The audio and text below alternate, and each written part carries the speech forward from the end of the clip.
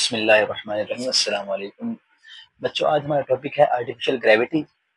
हम last topic में पढ़ चुके हैं कि जो भी सैटेलाइट हमारे पास होते हैं या फिर जो भी बॉडी फ्री फॉल की कंडीशन में होती है, उसका जो एपरेंट वेट होता है बच्चे वो जीरो होता है।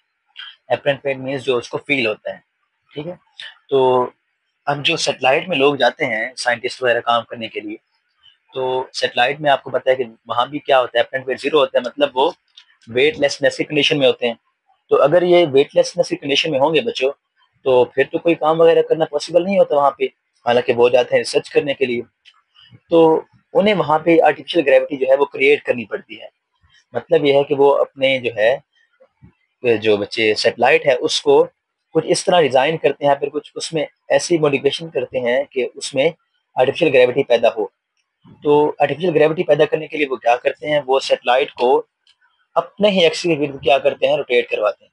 एक तो वो जमीन के गिर्द घूम रहा है ना बच्चे, एक सर्कुलर पाथ में, वो फिर उसको ज्यादा रोटेट करवा देते हैं अपने ही एक्सिस के गिर्द। यानी उसको अपने एक्सिस के गिर्द रोटेट कर, जैसे फुटबॉल को रोटेट करवाते हैं। ठीक है। तो उससे क्या होती है, उससे इसके अंदर ग्रेविटी पैदा होती है। अब हम ये चाहते हैं कि हम वो फ्रीक्वेंसी फाइंड करें जिससे जो है हम उसको रोटेट करवाएं सेटेलाइट को, और उसमें क्या पैदा हो, आर्टिफिशियल ग्रेविटी।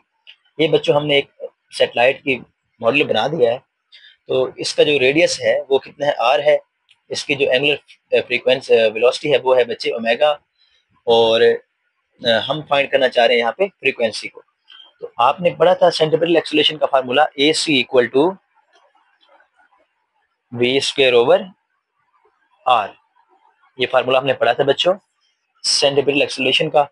ओके। और हम जानते हैं कि यहाँ पे जो वेलोसिटी है वो कौन सी है बच्चे, ओमेगा है। कौन सी वेलोसिटी, सर्कुलर मोशन में है ना, तो कौन सी वेलोसिटी होगी, एंगुलर वेलोसिटी। तो जहां पे वी आ रहा है वहां पे हम क्या पुट कर देंगे, V equal to R omega. तो पुट करते हैं, जहां पे वी है वहां पे आर ओमेगा पुट करें।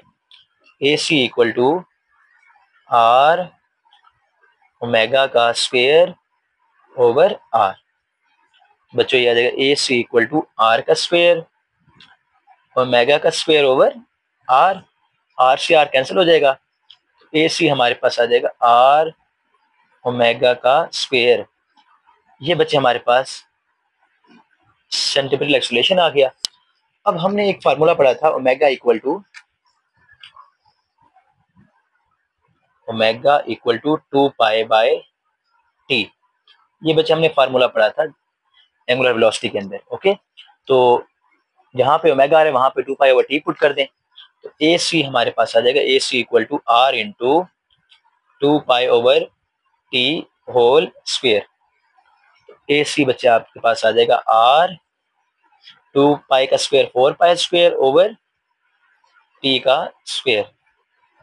जी बच्चे, अब यहाँ पे A C equal to R 4 pi into T square, इसको इस तरह लिख दें। अब हम जानते हैं कि 1/टी क्या होता है, फ्रीक्वेंसी होता है, आपने पढ़ा हुआ है फ्रीक्वेंसी इक्वल टू 1/टी। अब यहाँ पे 1/टी का स्क्वायर है, तो फ्रीक्वेंसी का भी क्या हो जाएगा, स्क्वायर हो जाएगा। तो ए सी आपके पास आ जाएगा आर 4 पाई इंटू एफ का स्क्वायर। ओके। 1/टी स्क्वायर की जगह पे हमने क्या लिख दिया बच्चों, एफ स्क्वायर लिख दिया। अब हमने एफ फाइंड करना है। ये आर और 4 पाई यहाँ पे मल्टीप्लाई हो रहे हैं, इधर आके क्या हो जाएंगे, डिवाइड। तो A C over 4 pi into R equal to F का स्क्वायर। अब हमें एफ का स्क्वायर नहीं फाइंड करना, एफ फाइंड करना है, तो क्या करेंगे, स्क्वायर रूट लेंगे दोनों तरफ। तो फ्रीक्वेंसी हमारे पास आ जाएगी बच्चों ए सी ओवर आर, इसका स्क्वायर रूट, और 4 पाई का स्क्वायर रूट आपको पता है 2 पाई होता है, तो बाहर आ जाएगा 1/2 पाई। ये बच्चे हमारे पास 1/2 पाई बाहर आ गया, क्योंकि 4 पाई का स्क्वायर रूट कट हो गया। ओके। अब आप जानते हैं कि ए सी जो है, ए क्या है, सेंट्रीपिटल एक्सीलरेशन है। जब कोई बॉडी फ्री फॉल करती है तो उसका एक्सीलरेशन क्या होता है, ग्रेविटी होता है।